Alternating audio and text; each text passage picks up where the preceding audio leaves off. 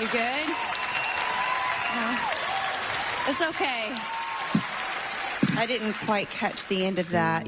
On a bitter New Year's Eve in 2022, tragedy struck the quiet town of Addis, Louisiana, changing the course of one teenager's life forever. John Foster, just 16 at the time, was dealt a blow so devastating that it would either break him or force him to rebuild from the ground up. What began as a night of celebration turned into a nightmare when two of his closest friends, Maggie Dunn and Gill, were killed in a high-speed crash involving a police pursuit gone terribly wrong. As grief gripped the community, Foster retreated into himself, not for pity, but for clarity. He didn't seek the spotlight, and he didn't plan to become a public figure. Instead, in those darkest hours, he turned to music, not as an escape, but as a way to survive. This was not a ploy for fame or a calculated career move. This was therapy through melody. The boy who had grown up quietly in the shadow of the Mississippi River would soon craft songs that spoke not just of sorrow, but of the strength it takes to rise from it.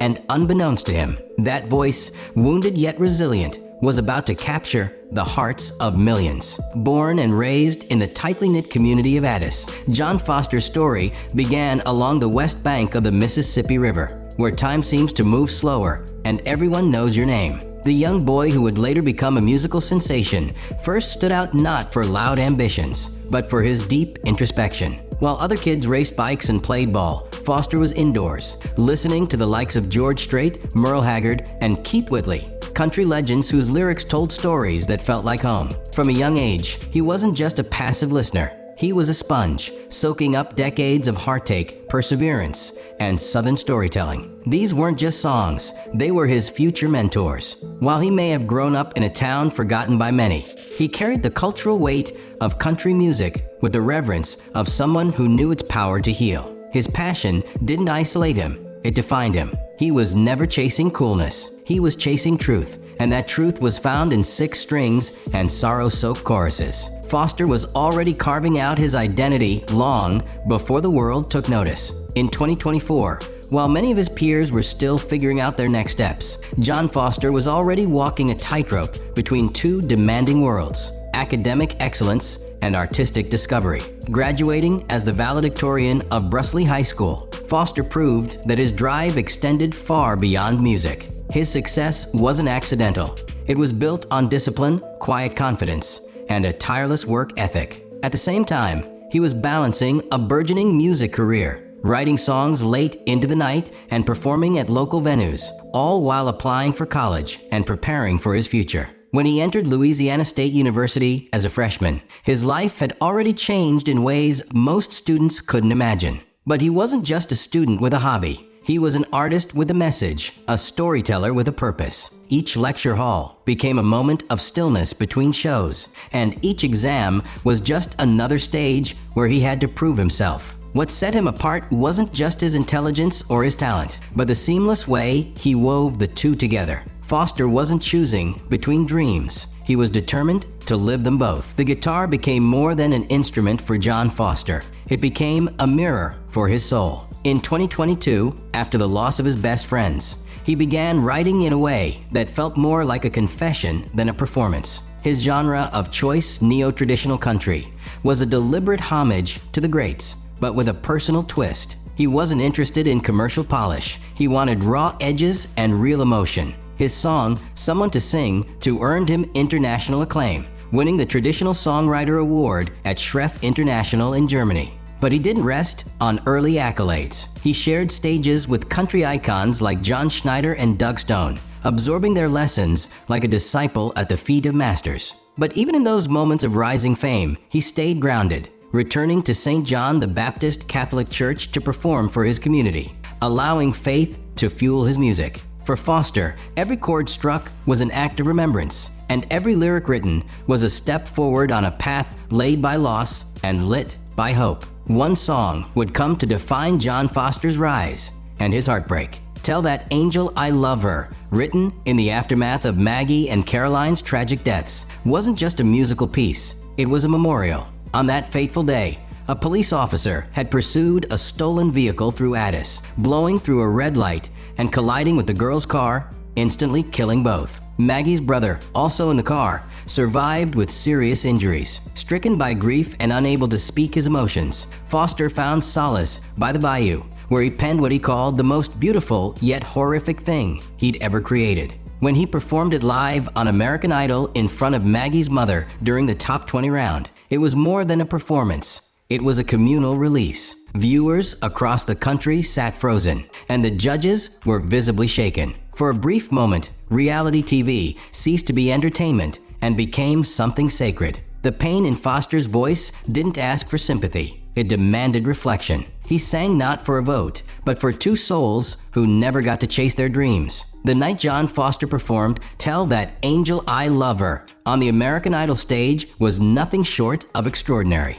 It wasn't just his voice that captivated viewers, it was the weight behind every word. As the first notes echoed through the studio, there was a palpable shift in the air, and when he sang the chorus, you could hear the raw anguish of a boy still mourning two best friends. Sitting in the audience that night was Maggie Dunn's mother, her presence adding even more emotional gravity to a moment already heavy with sorrow. Foster's performance didn't need pyrotechnics or dramatic staging. His vulnerability did all the work. For 3.5 minutes, the set became sanctuary. Social media exploded with tributes, not just to John, but to the girls whose memory he had honored so powerfully. Idol producers later said it was one of the most emotional performances in the show's history. Foster wasn't just a contestant. He was a vessel for grief, courage, and resilience. And as the final note lingered in the air, the judges' stunned silence said it all. This wasn't just entertainment. It was truth, sung from the deepest wound in his heart. With rising fame came inevitable scrutiny, and John Foster soon found himself at the center of swirling online rumors. Internet sleuths began to question everything from his age to his identity, with claims that he was secretly 24, not 18,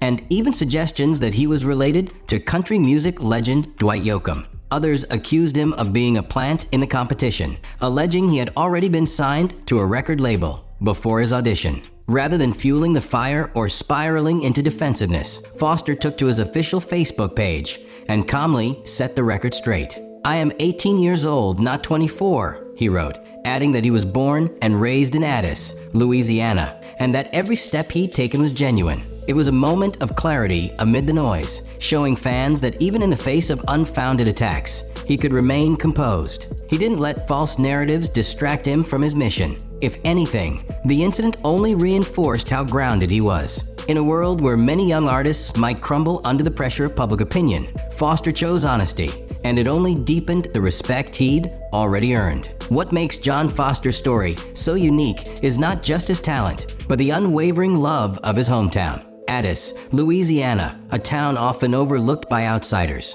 became a beacon of pride when Foster stepped onto the national stage. As he advanced through each round of American Idol, banners popped up on Main Street, hand-painted signs filled store windows, and church bulletins featured updates on his journey. "We are Addis proud of you," read one sign outside Emma's garden in nearby Port Allen, a simple yet powerful message that encapsulated the community's heart. His parents, deeply rooted in that same soil, made the difficult decision to allow him to put college on hold and chase a dream that was suddenly within reach. It wasn't just a sacrifice, it was an act of faith. Neighbors rallied, strangers became fans, and his performances became family events in living rooms across the region. Every time he took the stage, he carried more than a microphone. He carried a town that refused to let tragedy define him. Foster's story wasn't just his own, it was Addis's, and it echoed with the strength of a place that believed in him from the start. As John Foster continued to climb the ranks of American Idol, he did more than deliver flawless vocals. He matured before the eyes of millions. Each performance revealed new facets of his artistry, from the smooth twang of classic country covers to the searing honesty of his original songs. What made his journey resonate was the genuine humility he maintained through it all. "It's one and done," he told reporters before a crucial live round. "You make it or you don't." That candor endeared him to viewers who were tired of overproduced personas and yearned for authenticity. Behind the scenes, Foster formed deep bonds with fellow contestants, describing them as some of the best people you'll ever meet. It wasn't a competition fueled by ego for him. It was a shared experience built on mutual respect and camaraderie. With every round, his fan base expanded, not just because of his voice, but because of the character behind it. In an industry often driven by flash over substance, Foster emerged as a rare gem, a young man equally devoted to integrity, family, and his craft. His idol journey became less about winning and more about witnessing the emergence of something real. Now standing among the top 10 finalists of season 23, John Foster faces a future filled with possibilities, but he remains rooted in the values that shaped him.